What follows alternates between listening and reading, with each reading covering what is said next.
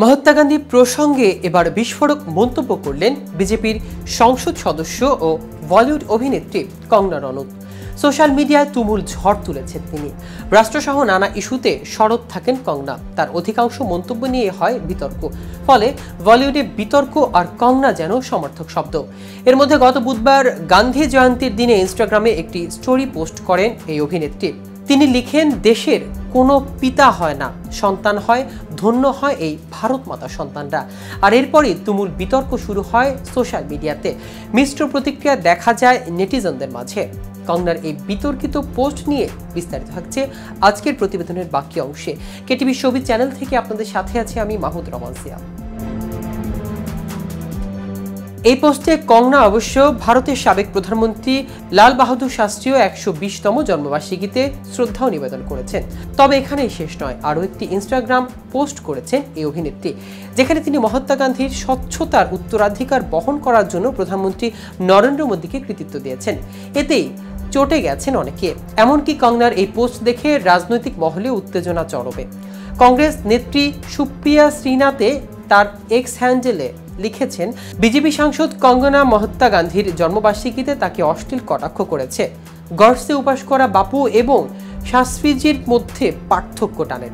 নরেন্দ্র মোদী কি তার দলের নতুন গডসে ভক্তকে আন্তরিকভাবে ক্ষমা করবেন?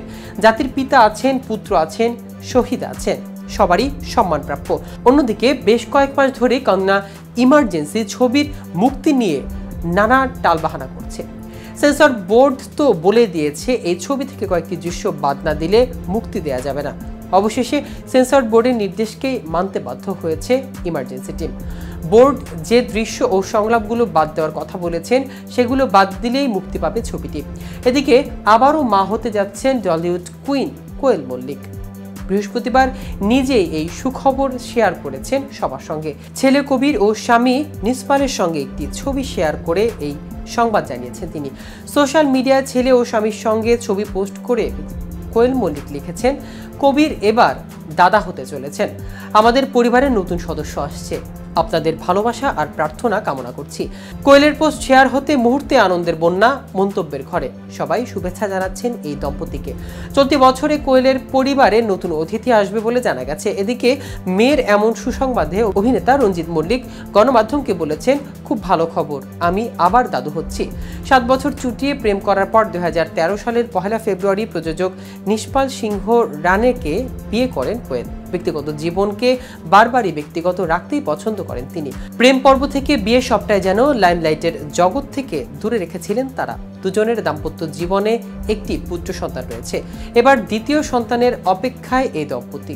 তো ভিউয়ার্স, ভিডিওটি সম্পর্কে আপনাদের কোনো মতামত থাকলে আমাদের কমেন্ট করে জানাতে পারেন।